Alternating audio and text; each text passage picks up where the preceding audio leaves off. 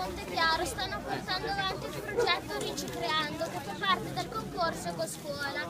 Insieme alle nostre insegnanti e alla nostra comunità stiamo imparando a fare la raccolta differenziata, a raccogliere e separare in appositi cassonetti cartone, carta, plastica, polistirolo, vetro, tappi in plastica e in sughero, che poi diventeranno protagonisti del nostro laboratorio creativo.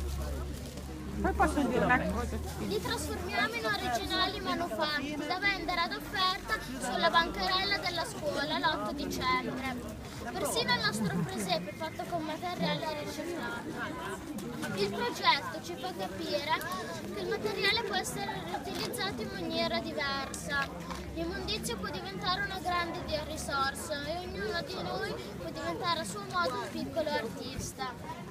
Quindi anche tu cosa aspetti? Non penserei mica di abbandonare rifiuti in spazi pubblici.